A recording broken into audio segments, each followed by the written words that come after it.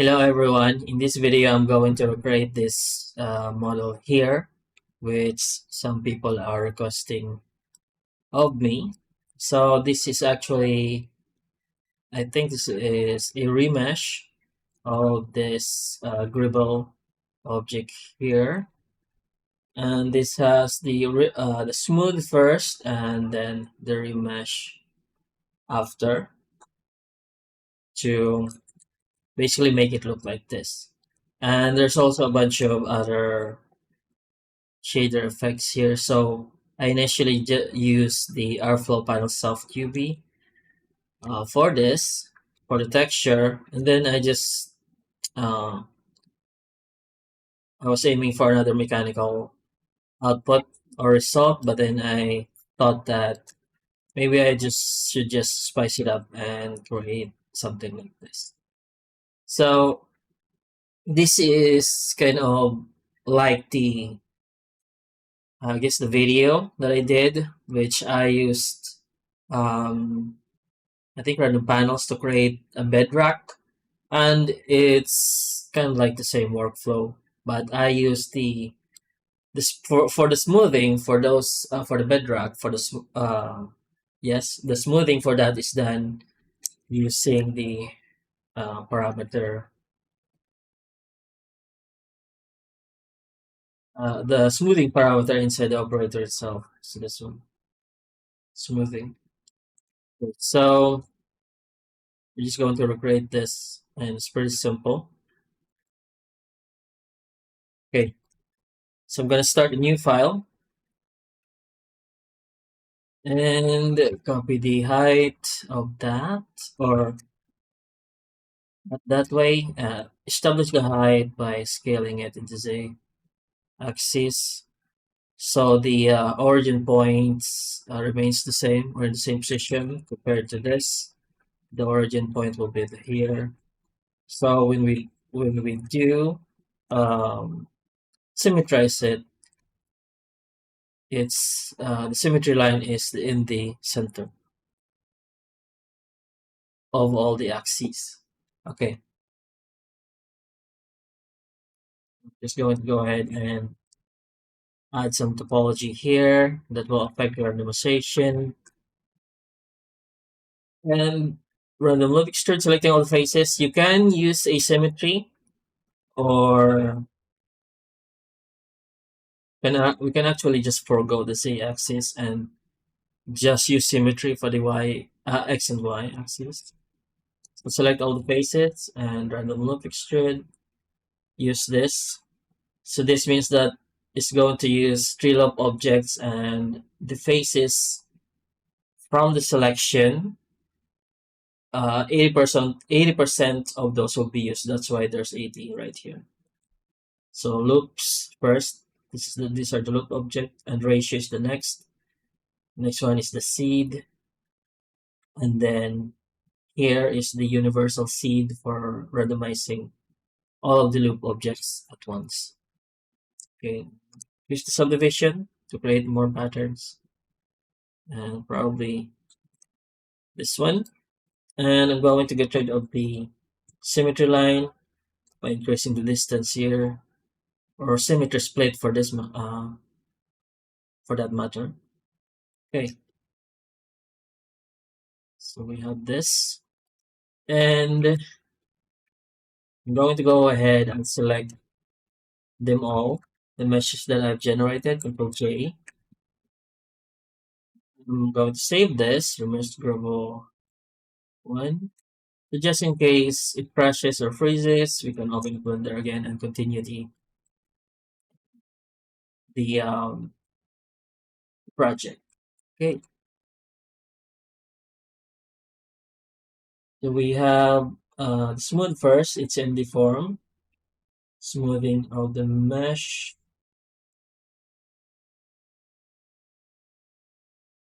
You know, increase the factor to 1, but my advice is use something smaller and just repeat the action using the repeat parameter right here. So something like 0.4 or 0.25,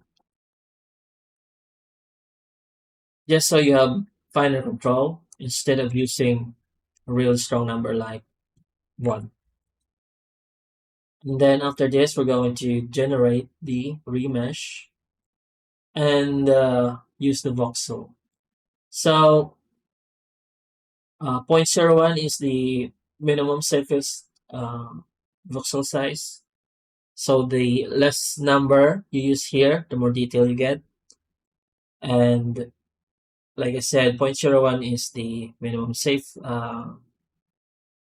voxel size, and 0.001 is the highest, and lower than that is kind of like the danger zone. If you use something lower than that, then Blender might not handle it. And you might say that it's actually not a lot compared to something that you've seen in YouTube where Blender has handled like billions of polygons to render a whole landscape. So it can handle that. But why can't it handle the remesh? So I guess the answer would be the way that remesh works. Okay, so those landscape were imported into Blender. So it might take a long time.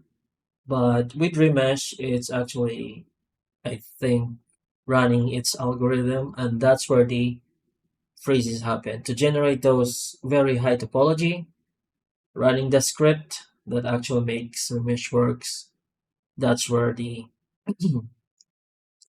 freezes happen. And what comes out, Blender may handle it, that high res topology, but the remesh code cannot handle, okay, generating that big of a resolution. Okay, so in this case, let's try 0.01. So that's so that is actually the look of the original model that you've seen earlier. So that has a lot of detail. So let's actually use something like 0.4 and just step down until you see some degradation. 0.02, so 0.025.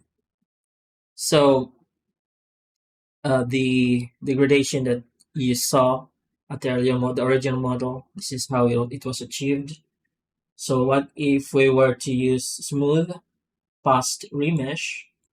Then the trick cannot happen, because what this actually does is this is like operates in a stack. So the first modifier that works is in the first stack, the mirror. Then after that, the smoothing happens from the result of the mirror, and then the remesh happens after the result of both the mirror and the smooth. Let's activate remesh again. 0.026, 0.028, 0.027, 0.025. So 0.025. And then the next one is the ground. We're just going to exactly copy the object from my original experiment. Scale it and then apply the scale. In this case, I always just use apply rotation and scale, unless you don't want to apply the rotation. Subdivide like 2 times. Grab the center vert and grab up. Use the proportional editing. Press O and then grab up or Alt S. If you press Alt S and it goes like this, then your normals are flipped, and you then use the Alt N. Alt N hotkey to recalculate outside, and then if that doesn't work, you can just manually flip it. So for example, it's going like that, then you can just select all the faces or all the verts, then recalculate outside, inside, or flip until you see this. Okay. And then what I'm going to use is the quick displacement. You can use your own displacement for this using textures. But in this case, I'm just going to use quick displacement. This is destructive. This is not non-destructive. Okay. Once you use this on the mesh, the this low poly data is destroyed. But the advantage of this is, of course, you use it, you get your result, you move on. Okay. Quick displacement. Uh, increase the use the preset, move it. Okay. Okay. Subsurf level. Cuts, increase the cuts to increase the so this is in the subdivision section, and we have the strength right here. Actually, let's inset first, then select all the faces and boundaries and scale it in the z-axis. Disable the proportional everything, and then scale this in the z-axis, flatten them, and then select the inner faces by inverting, and we're just going to displace that and not the entire mesh to actually create a border. Let's see. It didn't work. Yes, we choose select the border, quick displacement,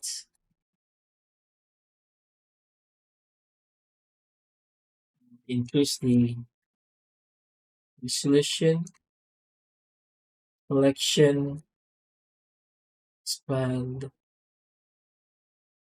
Oh, we didn't use the wait. Select these faces here. Utility, quick displacement, use selection, expand, nice. There we go.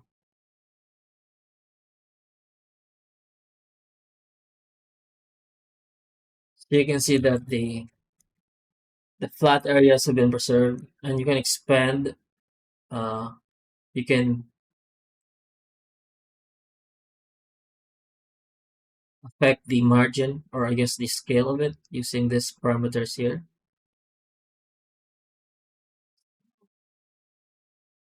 Pre-smooth. Pre-smooth means the smoothing will be applied to the base mesh, and post-smooth means the smoothing will be applied after the displacement effect.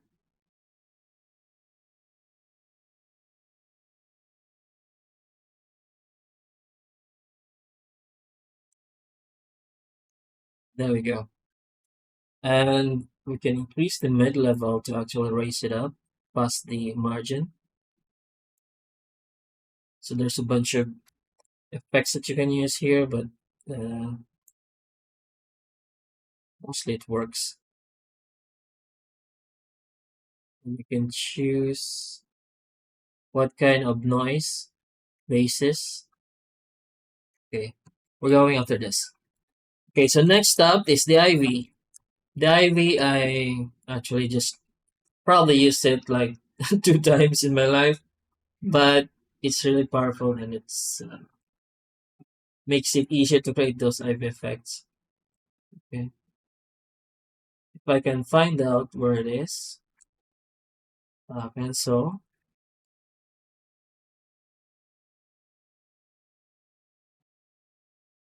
create. Yeah, it's in create. And then IV generator.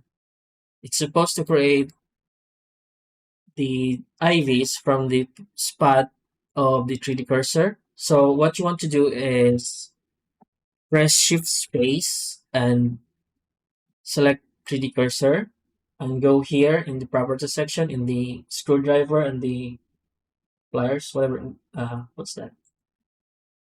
And here in cursor, activate surface project. So when you click on the surface of an object in Blender, the 3D cursor will snap on that surface. This is pretty useful if you want to create stuff directly on surface of a model, and then you can actually use the view in combination with uh, the 3D cursor placement. So for example, I place it here and then add a plane. So the objects in Blender are added in the position of the 3D cursor. And then press F9 to the redo panel, and alignment is view. There you go. Just an easy way of placing stuff. But the rotation is not applied. So when you clear the rotation, it actually goes back. So if you want to keep this rotation, then you can press Control A and apply the rotation. So it's either rotation or rotation and scale. Okay. So I'm going to start here. I'm selecting this object here and placing the 3D cursor to this spot here and add new IV. What is this? Add new default IV. Okay. It's actually generated on the inside. So let's place it on this. The 3D cursor are placed on the inside of the mesh. So the inside mesh is actually the source mesh before, where the randomized objects have been parented into. So let's place it outside right here. So add new default IV. So you can update the IV using the F9 hotkey. It's not the same as random flow, but it's kind of like random flow. So this is its redo panel, but it's referencing the parameters in the what's this in tab. Whereas with random flow, all the parameters are inside the redo panel, but it's the same thing. The parameters are just in this side here. So it's probably, I don't know. It's better that it's in the Intel. So what are we looking for here is the max IV length and update. So it works like any other operator in Blender. Once you use another operator like grab, for example, or select that is or has or can stack in the undo history, or yeah, it has an what am I thinking here? Um, it has its own redo parameters or will stack on the undo history. Then you will lose the redo panel from the earlier operation. So if you press F9 now, oops. So if I grab it and place it like that, and you press F9, then the IV redo property is gone. Okay. So what is developed is this very tiny. I guess you can control the IV size right here. So let's start over again. Delete the branches and the leaf, and let's start over again. 4. Let's maybe use 5, and IV size is probably the leaf. 0.04. So what governs the size of the branches? There we go. IV branches, IV branch size 0.002, and yeah, generate, add new IV. Why is it? You need to have an active object selected. Okay, add new IV. There you go. The leaves are much bigger, and the crawling branch is much bigger as well. So the branch, the leaves are polygons, and when you look at the UV, all the leaf faces has been stuck together. So you can just put a leaf texture here that you can find in the internet. And as for the case of the crawling vines or the branches, these are curves. What you want to do here is use probably a texture, a seamless texture, and curves in Blender are automatically UV'd, so you can use the UV projection or object projection, okay, for this. And its UV is kind of like a cylinder. It looks like this when you actually turn it into a mesh. So it works with UV projection or cube projection. Not cube projection, the object UV projection. Okay. And let's just place some more vines, probably right here, and increase the max eyeball length to 8. And select our active object, add new IV. It's gonna crawl towards, there we go. And then another one right here. Probably set this to 4 meters, and then add new IV. So add new IV is retains the settings, and add new default IV kind of uses the original preset for the parameters, the default presets. Okay, now we're just going to texture this, but to save time, I'm going to just use the texture from the original model, and just explain to you what the shader is or are. Okay, Control Shift O, and go back to this and select. Let's hide this. Let's hide the camera. This. Can't hide the camera. Okay, select all the meshes. Hit GT, and then select all the curves. Hit GT. Oh, Control Shift. What? Control Shift. Uh, wait. Control. Shift GT, and then Control Shift. What do you do? Control Shift click or Alt Shift click. Shift G and T. Does it extend? You're supposed to extend F9 and extend. What? Okay. Select all the meshes, then I'm just going to select the curves one by one. There we go, and move. Okay. It's Control C, and let's open up the new file. Control V, push it here. In the ground UV, the ground shader. So this shader, this dry mud field, I got from Polyhaven. So you can use that. That is the name. Dry mud field 0.001. Not 001, underscore 001. Or dry mud field 001. Okay, that's what I used. So I'm just going to drag it here. There you go. And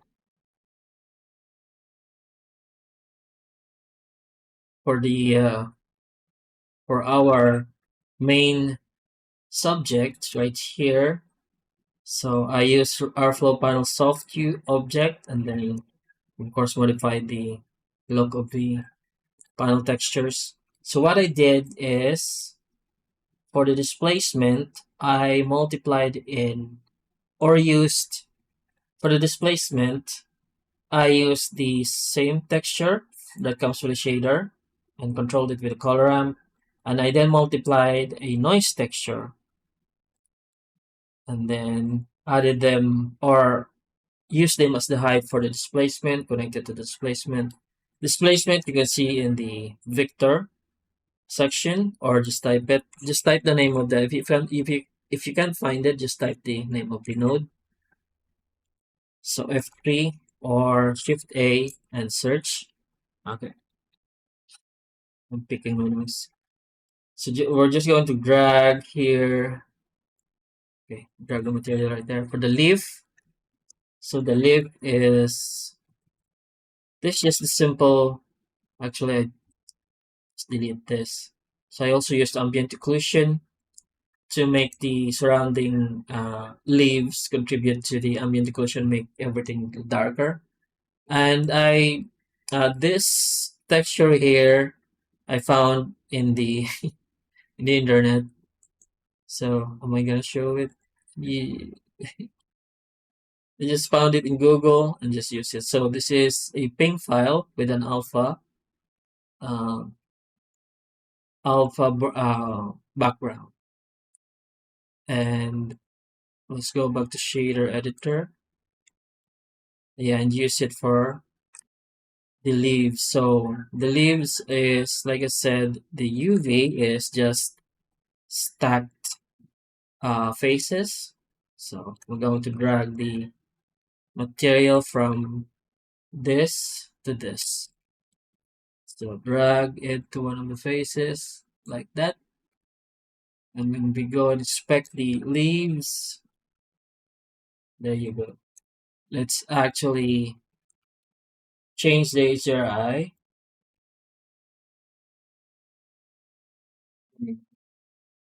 So for the placement of texture, don't use this, the mapping, or you can use it, but what I do is just go to UV editor and select the image of the leaf and then go to edit mode. This will show you the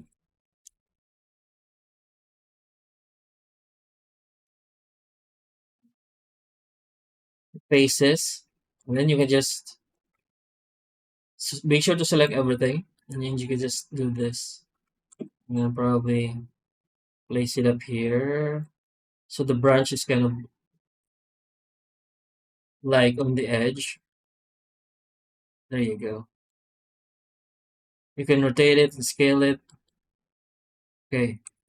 So for the ivy, the branches, this is a basic, really basic shader, but you can use images for this or texture images. So for the branches, I just use the quick dirt and also ambient occlusion to generate some darkness on itself and on the surrounding object based on the cavities between them and the distance. But you can use, again, you can use image textures for this and use, you can find the mapping right here. Or if you're using the node wrangler, you can just use Control T to create this, um, combination of nodes. And then open up your image texture. You can use UV because the curves are UV'd, automatically UV'd. You can use UV or you can use object. So these two. Okay. In this case, I just use the quick dirt and this is the setting. Okay. So I'm going to actually drag it here. There we go. And hide this or hide our original objects. Focus on our new object. There you go. Let's go back to the. Ooh, oh, I forgot to set it to every one of the curves. Wait a minute. Let's go back to this our work mesh and set the remesh to use mood shading. There we go. And filter out our leaves and just drag the material to the other leaves. Okay. Same with the curves or our vines. And with this, shade smooth as well. Shift G and select all type.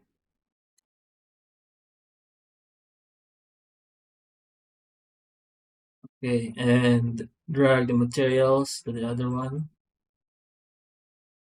Whoops.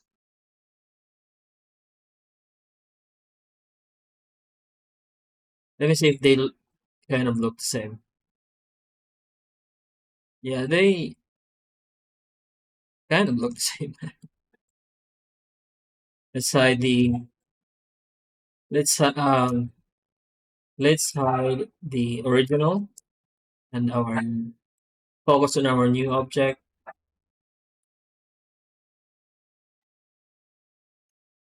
Change the lighting. So you can see the effect of displacement to make the textures rougher. This so you can see the look that we generated here. It kind of looks like this small pillar, and this is like the ruin of an ancient alien civilization. So I don't know if you've seen the ancient ruins of the Aztec or Mayans. It kind of looks the same with their uh, stone carvings or symbols. So in this case, we just use Greeble to create some non uh, nonsense pattern, but of course, with a little bit of story, we kind of give some fake context on it, and that is essentially the work of a concept artist. Okay, so there you go. So do a better job with the curves because I just used like real basic setup there. So you can do a better job on that, and as well as the leaves. So for the I guess the entire shader setup you can do better than what I did, of course. And the dirt, you can actually use Geonode for the dirt, but I had no time, so and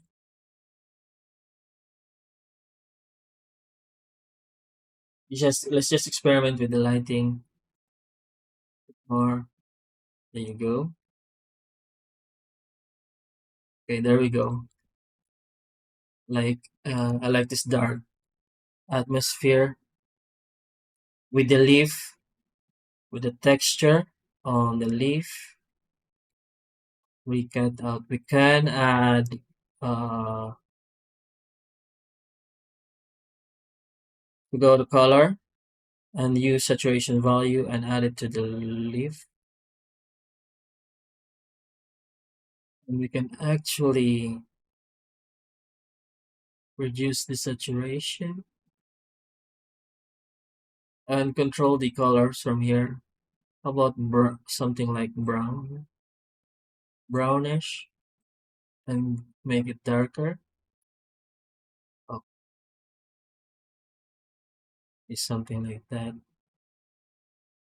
Okay, so something like that, a little brownish.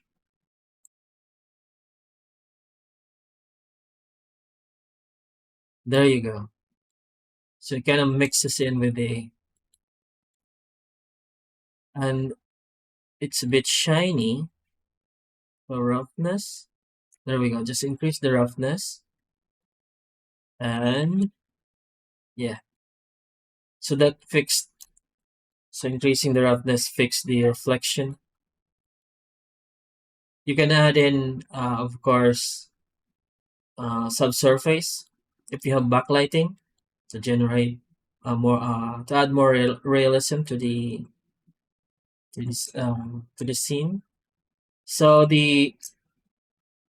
again, this is using the our flow panel soft object, which means it's using this texture right here,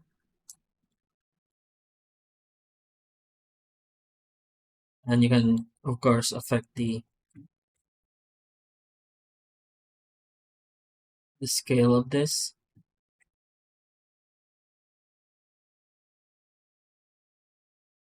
Let's go to the displacement and increase the displacement.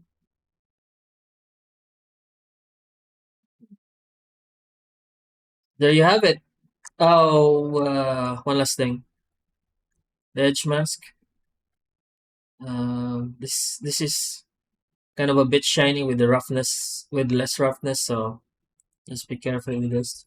It's designed for hard surface models, but I guess you can use it to some effect for this model. So it basically just creates an edge, like an edge mask.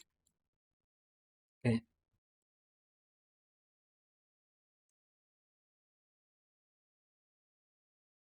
Those. So that's the edge mask. Let's lessen the effect 0.1, and let's find out where it actually connects. There you go. Can actually affect the color. So color, mix color, and multiply. Set to something like 1, and you can use just basic color here, or you can add textures here. And to increase the influence, you increase the size. Okay. So you can actually repurpose this. This is for these are mainly for hard surface models, but you can repurpose it for organic models by just tinkering with the settings.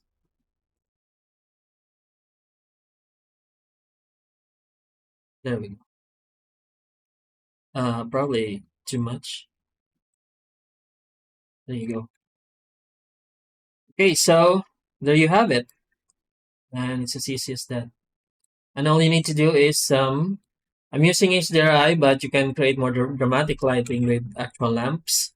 So I guess this, and also add in mist or volumetric fogs, and then as you can see here with just basic lighting, it already looks great. But with of course more advanced lighting setup, more dramatic settings, this will look even more epic. Okay, so there you go, and I hope you like the recreation of this model based on the YouTube short. And if you have any questions, use the comment section below or the links in the description. Subscribe, like, comment, and share. Thank you for watching, and have a nice day.